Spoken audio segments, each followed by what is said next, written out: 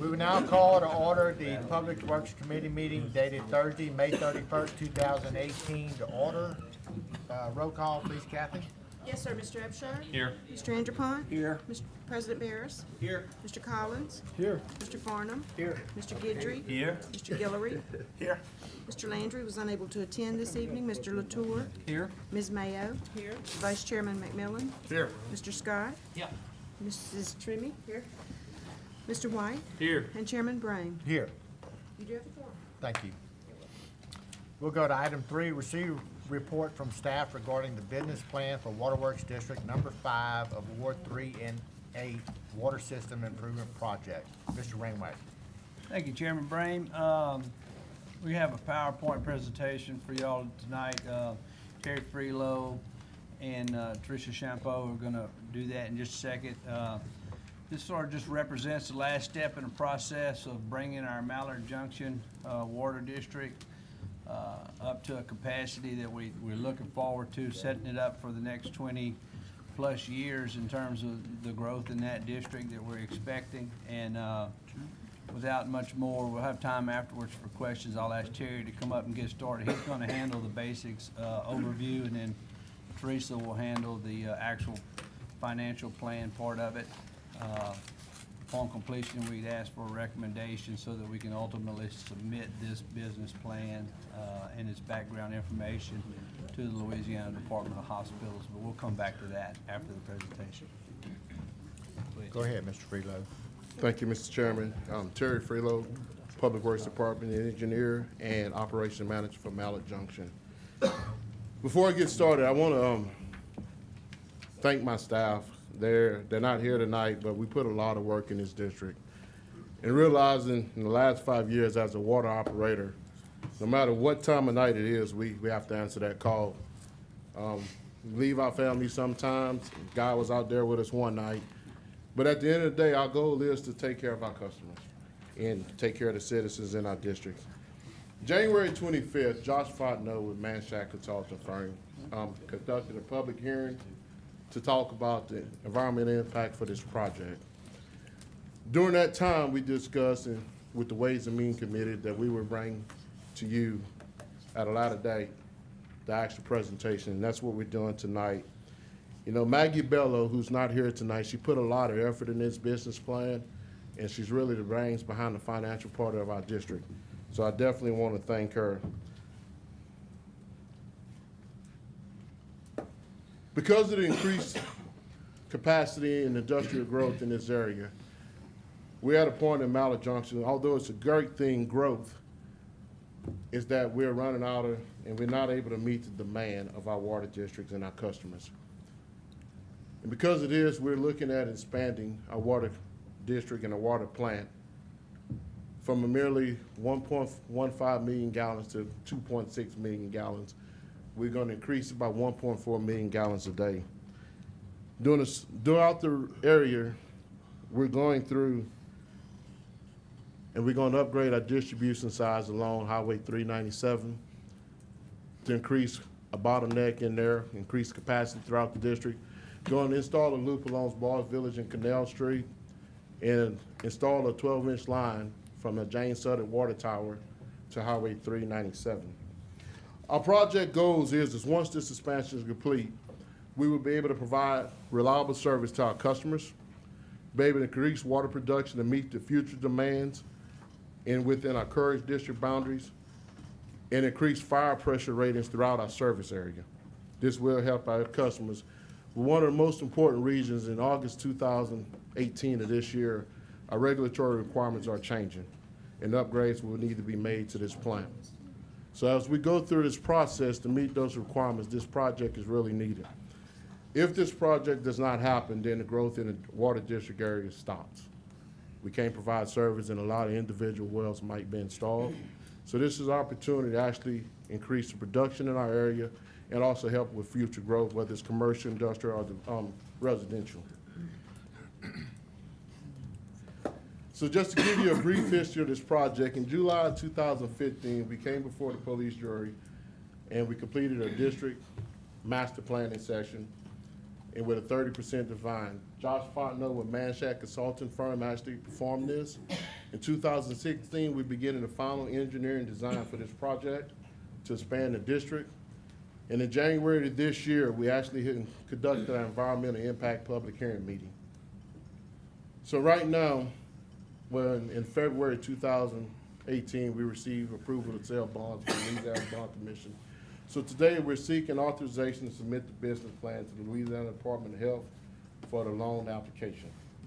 This is one of the steps that we need and the next step to move forward before construction was to start. But with that being said, I want to introduce Mr. Risha Champeau, who's going to discuss the actual financial parts of this. Good evening. I'm a lot shorter than him. Teresa Champeau, Assistant Director of Public Works. So they've asked me to talk about the finances. I've helped Maggie with some of the business plan stuff. We handled the submission to the Bond Commission to get approval for the loans. So we each have our specialties. So here I am. So the total estimated project cost for this project is $8.9 million. That's construction and engineering. The project's intended to be funded by a low-interest loan that we're intending to apply through the Louisiana Department of Health. That's through their revolving loan program. It's a 2.45% loan that has an option that we plan to take advantage of that will allow up to $500,000 of debt forgiveness of that amount. The total anticipated loan amount will result in an estimated annual debt service of about $550,000 a year for a 20-year payout. So the debt service plan for that number sounds big, obviously.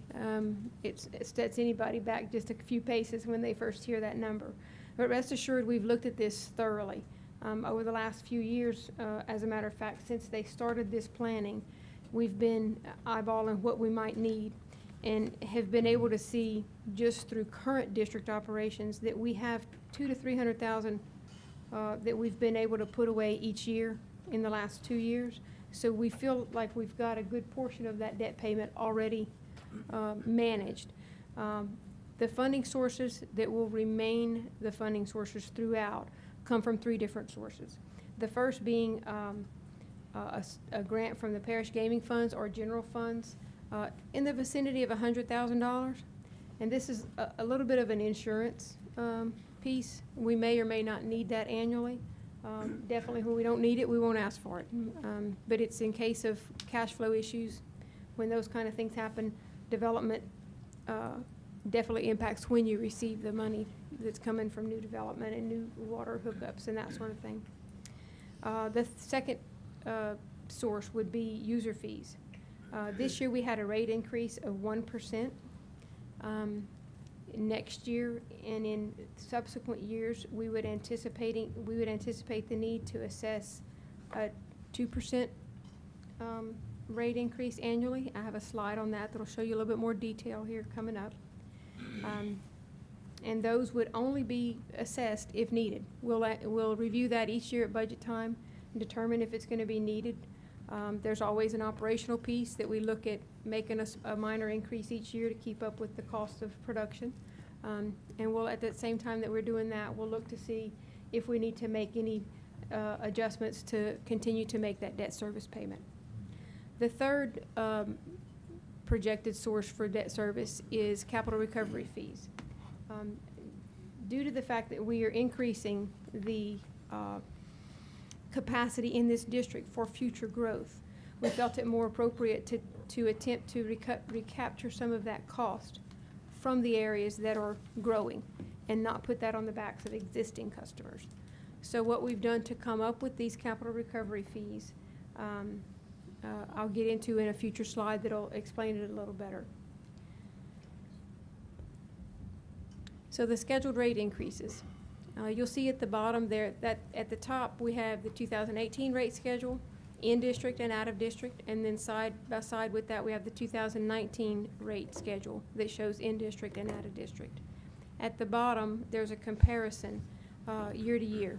So this year on a residential household with a 6,000 gallon a month usage, you see the increase between 2018 and 2019 is projected at 65 cents a month. So it's not something that anybody's going to notice to a huge degree. Outside the district, that number is 98%, 98 cents. And for those of y'all that don't recall, the reason there's a difference in those rates is the customers outside the district don't pay the 1.5, they pay a 1.5 times rate because they don't pay the maintenance millages that are assessed inside the district. So that's to equalize the monetary responsibility of those charges.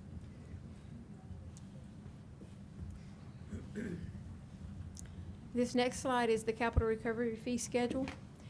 The way we have looked at this, that middle column is the actual cost of gallons per day that this additional expansion will provide. That's taken the total amount of increased production divided by, or the total cost divided by the total increase. Those numbers are pretty big, and they set everybody back a few paces. So when we looked at that and looked at our plan and looked at what we've been able to do with user fees, we discounted it by 70%. That far right column is the fees we're proposing for capital recovery. So about $1,300. The 3/4 inch meter size is a typical home size. So $1,300 on a new construction. That sounds a little big too until you think about what the cost of installing a new water well is. That's anywhere from $4,000 to $6,000, the most recent prices we've gotten. So in essence, it will actually cost a new home builder less to install or to pay this fee than it would be to install a new well. And it allows them the maintenance-free option of not having to deal with the water well going forward.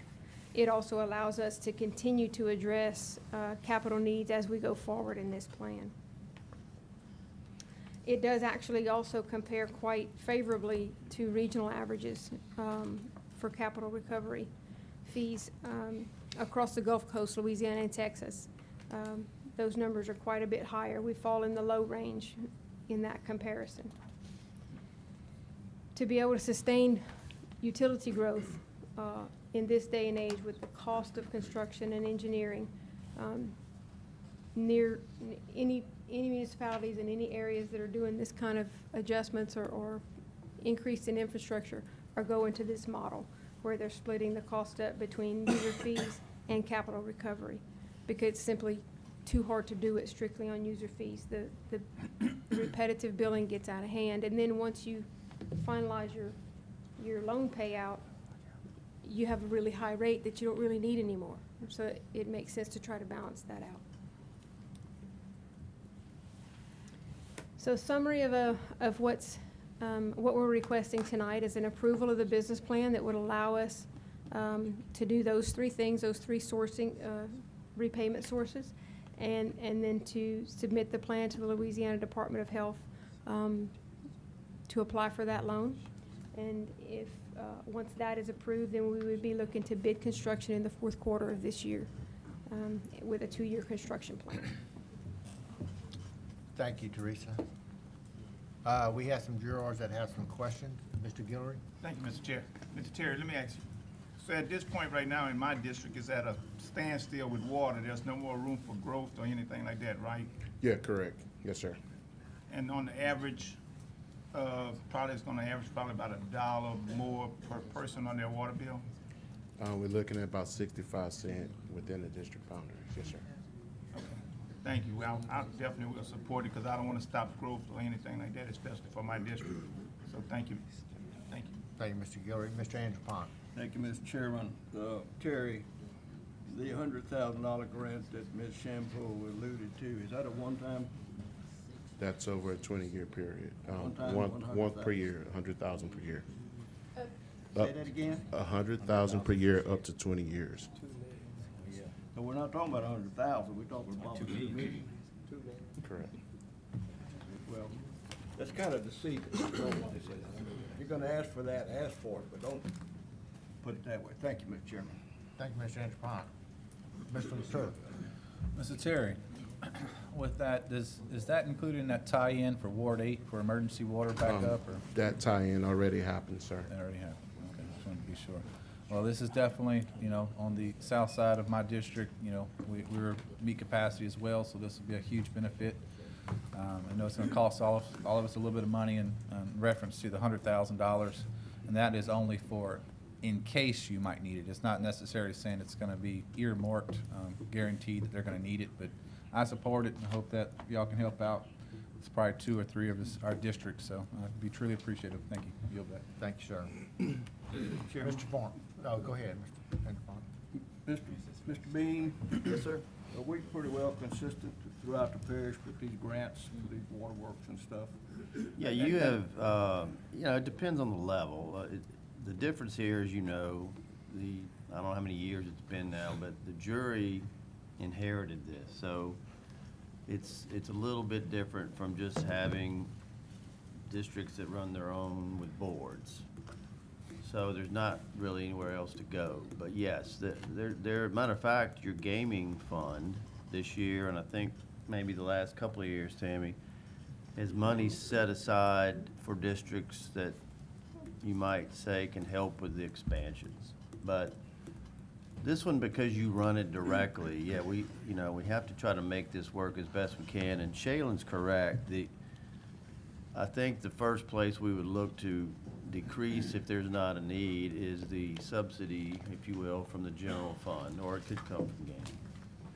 But yeah, a lot of districts utilize, y'all do that if asked. Now, I don't have the numbers, but Well, one step further. The Houston River water area erected a new water tower, and did we participate in any kind of way in that? I seem to remember one, you and I speaking of one, it might have been a year or two ago, but where there was a match between them, and then, of course, as you know, in Ward 4, you have district gaming and then some Ward 4 gaming. I would like to have Tammy check on it, but I feel pretty sure we did. Well, you don't need to do that. All I'm saying is that I just want to make sure that we're consistent and, Yes. when the well runs dry, everybody got water, no pun intended, but, I just, anyway, I have my opinion, but I yield back, Mr. Chairman. All right, thank you, Mr. Antoine. Mr. Farmer. Thank you. I guess to elaborate on the funding, what portion of the gaming fund does this come out of? I mean, there's a lot of different buckets in the gaming Well, fund. honestly, I think, and I think Teresa mentioned it, I don't think there's been a final decision. We could take it out of the general fund. If you took it out of gaming, for now, unless I'm wrong on this, Tammy, there's actually, I think it's 300,000 in parish-wide gaming that's budgeted for water expansion needs. So that was where we were looking to do that. So I know, probably 9 times out of 10, whenever we need to help our water districts, it typically comes out of the local gaming fund. I'm sorry, okay. The pool for that district. And, whether it's, like in Ward 4, we have a big pot and then an individual pot, and then we're forced to take it out of those pots, where it sounds like this is coming out of something that's not designated for those particular wards. I think I may have misspoke. I believe, and I'll let Tammy take over. ahead, It might have Tammy. been where we looked at Ward 3. So It could possibly be Ward 3. Be a a Ward port, 3, It could be that, out of their yes. distribution. So If the Ward 3 jurors are agreeable. they're supporting themselves like we all do, it sounds like. So that's good. The next question was, do we currently have a cost? Does that district have a cost for a meter installation? I mean, most of the districts have a cost today. What does that cost today? We have a tap fee of $800 plus material. So basically, we're gonna bump that up to $1,300. No, this Am I fee, misunderstanding that? yes, sir, you did. The tap fee is usually for new construction that don't have lot development, like a residential lot. The way I think our ordinance read, and Wes could correct me if I'm wrong, all subdivisions are required to put in those taps. So if a new subdivision come in, we do not charge them a tap. Okay, so, help me better understand this. If an individual comes in that lives within that service district, they're gonna pay an $800 tap fee? Are they then gonna be charged a meter fee on top of Well, that? what we're trying to do is mimic kind of what happened with the drainage ordinance. And so we got exemptions in for single lots that's within the district that we're not gonna charge them. They're already paying taxes. So we're gonna charge them the tap fee as normal, but they won't get charged a capital fee. Okay. This would be for minor, major subdivisions, commercial and industrial And the development. developer will end up paying that fee for everybody, passing that cost into the lot cost of whatever they're gonna do, it sounds like. It could. Yeah. The last thing is, why would we have an area outside the district? Why would we not expand the district to the area that we're actually servicing and make it all inclusive to where you don't have an inside and an outside of the district area? Well, it's a couple reasons. As far as the reason why many districts are expanded beyond their boundaries, opportunities with growth and development come up, and developers approach districts, and they do that. And to go revise the boundaries is something that can be done. So we kind of look at it as cleaning it up, but this was a substantial reach outside of the district where we're talking about in reality. In that particular case, the developer paid quite a bit to get the lines run out there and really brought us a good revenue source. And when you do the 1.5 multiplier, and other places do the two-time multiplier, that really the numbers work out about the same in terms of the finances. So when you put people in a district and they begin having to pay those taxes and you can't quite get them the water that you need, it begins to build a negative response as well. So it turns out to be the opportunities are there, the districts take them because they're good revenue, but they can't quite serve the rest of the territory they might have to do to take them in totally into the district. I understand that. It makes sense now that you put it that way, that, you know, if you use it, you pay for it. Yeah. And it separates that from just a blanket that would cover everybody out there. Yeah, and there is a So, time you might go clean that boundary up, but right now it wouldn't need it. As the user base grows and makes more sense, then you could reach out and cover that and expand the district. Yes, sir. Okay, thank you. Thank you. Mr. McMillan? Some great questions. Thank y'all guys on some of this. I just want to say thank you. Thank you to the staff and Mr. Fontenot and your engineering putting this together. This is something that I hope we can replicate throughout the parish and other districts. Anytime, that's what we do, infrastructure. And water is one of the main infrastructures that we do. So putting this together, everybody's going to have a little kind of, I guess, chips in the game or skin in the game on this. We're all going to come to the plate. That area is expanding rapidly. So I think we're really visionaries on doing this kind of stuff. So thank you to the staff for doing this, and watch out for our other areas. So just like Mr. Anderpont said, I know Houston River is expanding in that area. So anything we can do to come up with these type of incentives and plans to help every water district out there is just tremendous. And I'm very thrilled that we're doing this kind of stuff to help out our parish. Thank you. Thank you, Chairman. Mr. Scott? On the law end of it, Mr. Gabb, how many feet, so we're gonna gain customers if there's so many feet within these new lines that we put in. There will be they get a choice, though. Older customers, if we run the line by there, they don't necessarily have to tie it into it, but when we put this new line in, what is that footage that's required by state law that they have to tie into that? Or Mr. Freelo, whoever wants to answer. Yes, state law requires within 300 feet of the water line, the development must tie in, if the water is available. And these lines are down major roads. We're not talking about these little feeders that are going off of it. So we Yeah, the expect to lines pick we're up talk- quite a few new Yes, customers. the lines we're talking about, we will pick up new territory inside our district boundary with actual water lines. Not a lot of customers there now, it's pretty rural, but, we'll have that opportunity for growth. We do have some development that's looking, this is gonna be a key component. But more importantly, these lines create the loops in this district that make it a little more sustainable if we have a line break or something like that. It's really a big benefit to looping the system for future, it just increases pressure. And if you have a fire or anything like that, the system's that much stronger and and Reliant. So it's a multi-beneficial thing. The plan that Manshek and them put together, we're really pleased with, and we've worked and worked and worked on that and asked them to redo it a number of times, and we look forward to trying to implement it. How far south is this water line going down 397? Where's it, how far are we trying to get to? The upgrade is going from Highway 90 to McCown Road, McCown Road. but we have a water line close from Highway 90 to right around Highway 14 area. All right. Yeah. And as we appreciate this water system is governed by the parish. This is a little different from a water district, but if I look back over the past few years, even in Ward 3 with Water District 12, you know, we took a lot of our gaming money, the parish seeded, and the district actually, with new customers, has been able to, I think last month we helped Mr. President Barris, and, you know, a little bit of everybody paid over years. So water, roads, drainage, you know, I think that's the business we should be in, and I don't think we'll ever lose money. Increases are obviously part of the game, so I do appreciate seeing the increases as much as we hate it. I don't think you could expound the district and pass an election right now to actually gain taxes that way. I think people will pay for a service before they'll give you a tax. So I appreciate all y'all's hard work into it. Thank you, Mr. Chairman. Thank you, Mr. Scott.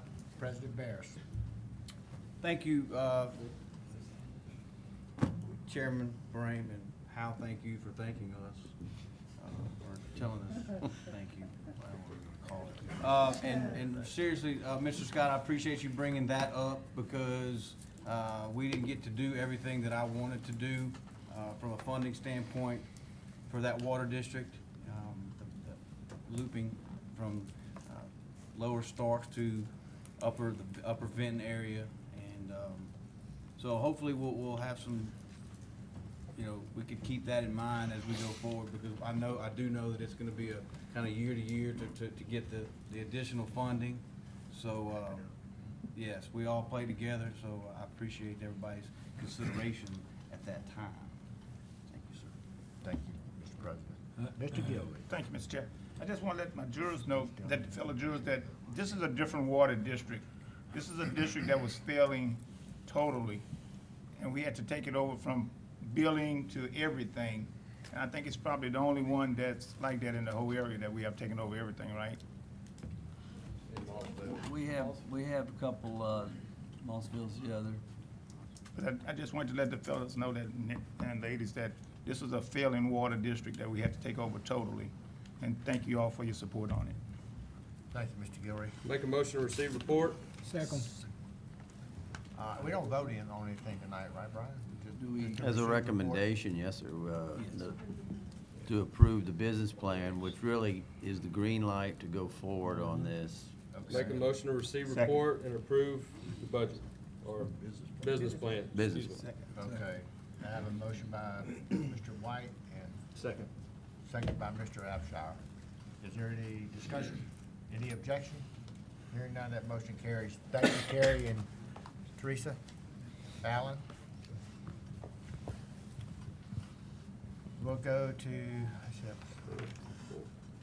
item 4, consideration, Move on 4. adopting a resolution Second. approving an active sale agreement for the Jones Road and Park Road Improvement Project in Ward 1. Have a motion by Mr. White and a second by Mr. Latour. Is there any discussion? Any objection?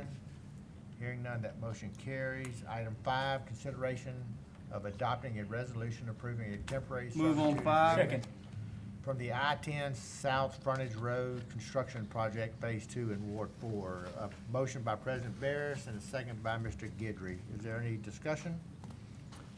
Any objection? Hearing none, that motion will carry. Item 6, consideration of adopting a resolution of So an moved. active sale Second. agreement for the Patton Street Bridge Replacement Project in Ward 4. Motion by Mr. Farnum, a second by Mr. Guidry. Is there any discussion? Any objection? Hearing none, that motion carries. Item 7, consideration of adopting a resolution So moved. approving an active sale agreement for the Carlos Drive Extension Project Phase 2 in Ward 4. Motion by Mr. Farnum and a second by President Barris. Is there any discussion? Go ahead, Mr. Barris. Real quick, Mr. Connor, how close would you say we are to poking on through to Begless Parkway there? If the right-of-way goes well, I mean, there's a possibility, we still have some core permitting to file, but hopefully the first quarter of next year, we could have something ready to go out. Say that again? First quarter of next year. Thank you, sir. Thank you, President Barris. Mr. Farnum. If I appreciate this right, this was the last little piece of the puzzle, right? Yes, sir, that's correct. So now it's just X's and O's to finishes out the rest of the way. There's no barricades in the way now. Not that we see so far. Very good, thank you. You're welcome. Would this be a time where we could do one of those core expedited features that we? Yes, sir, we will certainly want to make sure that's brought to their attention. This seems like a perfect time for that. Thank you, sir. Thank you. All right, any other discussion? Any objection? Hearing none, that motion will carry. Item 8, consideration of adopting a resolution approving the following items related to the Johnny Bro Road Extension Project located Move on in 8, all Ward bullets. 7. Second. A, expropriation of property from Dayline Inc. from Janet Lorraine Bachelor Shell. B, expropriation of property from Deborah Ann Chesson. And C, expropriation of utilities and drainage servitudes with temporary construction servitude. Have a motion by President Barris and a second by Mr. Latour on all bullets. Is there any discussion? Any objection? Hearing none, that motion will carry. Item 9, consideration of adopting on a 9. resolution approving a professional engineering contract for the Dean Drive Bridge Replacement Project in Ward 4. A motion by President Barris and a second by Mr. Collins. Is there any discussion? Any objection? Hearing none, that motion will carry. Item 10, consideration of adopting a resolution approving a cooperative endeavor agreement between the police jury, the Gravity Drainage District Number 7 in Ward 8, and the town of Iway for improvements to lateral L14. I have a motion by Mr. Latour and a second by Mr. Guillory. Is there any discussion? Any objection? Hearing none, that motion will carry. Item 11, consideration of authorizing the parish engineer to Move on advertise 11. for the Calcasieu Parish Project number 2018-110. Have a motion by President Barris and a second by Mr. White. Is there any discussion? Any objection? Hearing none, that motion will carry. Item 12, consideration of adopting a resolution accepting Calcasieu Move on Parish 12. Project number 2017-03 as substantially complete. Have a motion by Mr. McMillan and a second by Ms. Mayo. Is there any discussion? Any objection? Hearing none, that motion carries. Item 13, consideration of adopting a Second. resolution accepting Lanyap Estates subdivision. Have a motion by Mr. Latour and a second by President Barris. Is there any discussion? Any objection? Hearing none, that motion will carry. Are there any other matters for consideration? Mr. McMillan. Thank you, Mr. Chairman. I've got 2 items I'd like to go over real quick. I know we advertised for Coach Williams Road. If I could, I'd like to ask Mr. Connors to give us an update on what's going on with the Coach Williams Road project. Mr. McMillan, we should be receiving bids June the 20th. Okay. So we're they'll getting be in close. the 20th. Yes, sir. Do you know, we don't have any idea how many bidders we may have had? We've had quite a few look. As far as how many have actually got plans in hand, right now I'm thinking maybe 5 or 6 possibly. That's great news. Good. Yeah. Thank you. Second thing, Mr. Chairman, I'm very proud to be sitting next to the Honorable Dennis Scott, who are our EPA Administrator, a cabinet member appointed by Mr. Trump, Mr. E. Scott Pruitt. It reads here in just the first couple of paragraphs, it says, "Dear Mr. Scott, I'm pleased to invite you to serve as a member of the U.S. Environmental Protection Agency Small Communities Advisory Subcommittee for a 2-year term, beginning May 4, 2018, ending May 4, 2020. As a representative member, you will represent county elected officials or parish elected officials.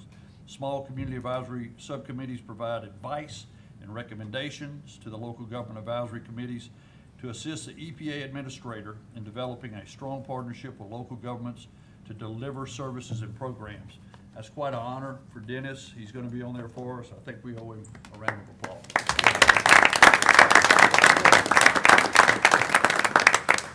Thank you. Thank you, Mr. Chairman. Thank you for sharing that, Mr. Miller, and congratulations. Go ahead, Mr. With Scott. that, I do have a question. Go ahead. As long as we're talking environment. On number 10, that L14 lateral, is that where they're concreting all that? Yes, sir, that was something that. Well, I would love to see in the future, as long as we're talking about the environment, when we take and we use gray infrastructure in the place of green infrastructure, we are going backwards in time. Though this is a great project for Iowa, it's awesome, but I would like for us to begin to do the things that it takes to look at stormwater and drainage at the same time. When we just drain water, all we're doing is taking everything in that water and throwing it into other water as fast as we can. So when we take these laterals and we gray infrastructure them or line them and just move water faster, all of the pollutants go with it down further into the bayous, where there are great ways of doing these rain gardens and these green infrastructure projects that have grants coming out everywhere for them because the federal government has now understood that we need to go back to the way Mother Nature drains things to be able to make these watersheds more effective. So I would like for us to really start having those conversations when we look at these major drainage projects and say, okay, is this the best way to do drainage? And so whether it's helping a district or even our own projects, I'm walking, as I've been around the Burton Coliseum lately, we have major ditches on Goche, on Gulf Highway, all of these. Those things could not only drain water, but they could clean water for a very small amount of money. That would help. So we have to begin to lead the way in these things and show people how they're done. So whether we're building roads, whether we're doing drainage projects, we have to begin to be the ones that show people we're not going to require of you or ask you to do anything that we're not going to do at this government. So that's just my 2 cents. So thank you, Mr. Chairman. That was a good 2 cents. We know why you were appointed. And there's no pay due, and they're gonna pay for all the travel, just so Calcasieu knows. Okay. That's a good committee. Thank you, Dennis. Mr. Latour. I'd just like to, a little bit, Mr. Jensen talking about for the L14 ditch, that was, my predecessor started that, in which I want to thank him for actually starting that off with the district. And that one isn't necessarily just a gray surface, that was the actual matting with the grass, protruding through it. So that helps a lot with the filtration system. And also along with that, we're doing some huge retention ponds in the Iowa area. So instead of just kicking the can down the road like Dennis is alluding to with bigger ditches, making it more watershed in other areas, we're actually going to retain some of the water. So good Lord's willing, by this summer we should have the ponds up and ready. So thank you again. Thank you for bringing that out. Thank you, Mr. Latour. Any other discussion? Have a motion to adjourn? Second. Have a motion and a second. We are adjourned.